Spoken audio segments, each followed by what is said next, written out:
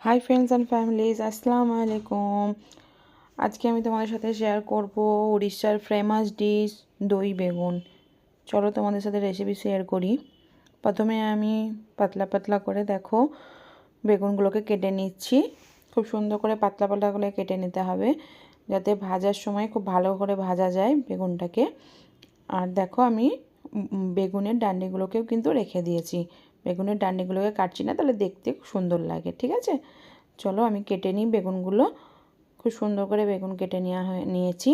এরপরে ধুয়ে নিয়ে আমি এতে দিয়ে দিলাম নুন, আর দেবো এতে হলুদ, আর দেবো এতে হচ্ছে অল্প একটু চিনি।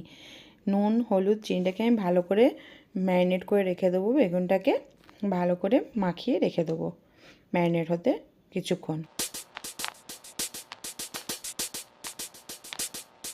দেখো ফ্রেন্ডস, এদিকে আমি কড়াই বসিয়ে দিয়েছি। এর মধ্যে সরষের তেল দিয়ে ভালো করে গরম করে নিয়েছি সরষের তেলটাকে। এর মধ্যে এক এক করে আমি বেগুনগুলো দিয়ে ভালো করে ভেজে নেব। সব বেগুনগুলোকে এক এক করে দিয়ে আমি 3বারে বেগুনগুলোকে ভেজেছিলাম। চলো তাহলে বেগুনগুলোকে সব কটা ভেজে নিয়ে তোমাদের সাথে দেখা হচ্ছে।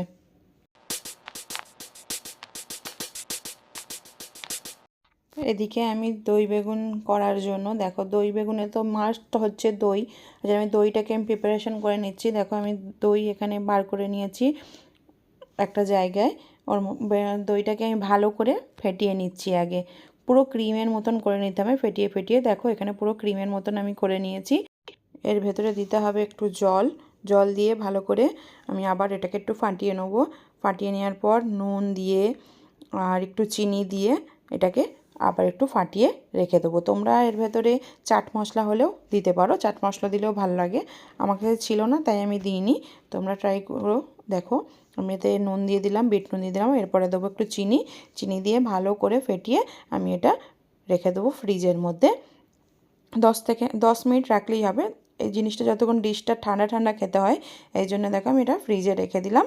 এদিকে আমি এর জন্য এটা একটা ফোড়ন তৈরি করব। এর মধ্যে ফার্স্টে দিয়ে দিলাম আমি সর্ষের তেল গরম করে, দিয়ে দিয়েছিলাম আমি শুকনো ঝাল।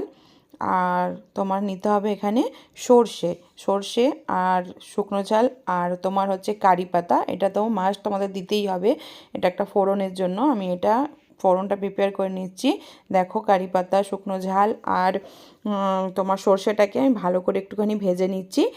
ভালো করে ভেজে নেওয়ার পর এটাকে আমি অ্যাড করে দেবো দইয়ের ভেতরে। দেখো একটু ভাজা ভাজা হয়ে যাক, এরপরে আমি দইটা ফ্রিজ থেকে বার করে দইয়ের মধ্যে অ্যাড করে দেবো। তাহলে দইটার মধ্যে একটা ভালো ভালো ফ্লেভার এসে যাবে। আর একটুখানি হলুদ আর একটুখানি ঝালও এর ভেতরে দিতে পারো তোমরা। দিতেও পারো, নাও দিতে পারো। ঝাল তো শুকনো লঙ্কা দিচ্ছ, ওটা একটু হবে। দিলে একটুখানি ভালো ফ্লেভার আসে, একটু দইটাই ভালো কালার আসে। এই দেখো আমি এর ভেতরে অ্যাড করে দিচ্ছি, দইটার ভেতরে অ্যাড করে দিলাম শুকনো ঝাল আর কারি পাতা আর সর্ষের ফোড়নটা।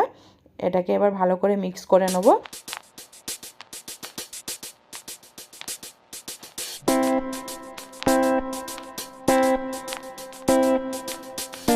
ফ্রেন্ডস দেখো এখানে আমার ভালো করে মিক্স করা হয়ে গেছে। এর ভেতরে আমি এক এক করে বেগুনগুলোকে অ্যাড করে দেবো। ভালো করে ওর ভেতরে ডুবিয়ে ডুবিয়ে, দইয়ের ভেতরে ডুবিয়ে ডুবিয়ে আমি বেগুনগুলোকে দেখো ঢুকিয়ে দিচ্ছি দইয়ের ভেতরে, যাতে বেগুনটা দইয়ের ফ্লেভারটা যেটা আছে সেটা অ্যাবজর্ব করে নেয়। আর ভালো একটা ফ্লেভার আমরা বেগুনের ভেতরেও যেন আমি এই ফ্লেভারটা আমরা পাই খাওয়ার সময়। তাই জন্য আমি দেখো ভালো করে ভেতরে ওটাকে ডুবিয়ে ডুবিয়ে দিচ্ছি দইয়ের ভেতরে। দইয়ের ভেতরে দিলে, ঢুকিয়ে দিলে খুব ভালো ওর ভেতরে অ্যাবজর্ব করে নেবে, খুব ভালো টেস্ট আসবে। দেখো ফের আমি ফ্রিজে রেখে দিলাম। তোমরা যখন খাবে ওটাকে বার করে নেবে। এইটা হচ্ছে আমার দই বেগুনের ফাইনাল লুক। তোমরা ট্রাই করে দেখো বাড়িতে, খুব সিম্পল ডিশ। কেরম লাগলো আমাকে কমেন্টে জানিও। দেখা হচ্ছে একটা নেক্সট ব্লগে। বাই, আল্লাহ হাফিজ।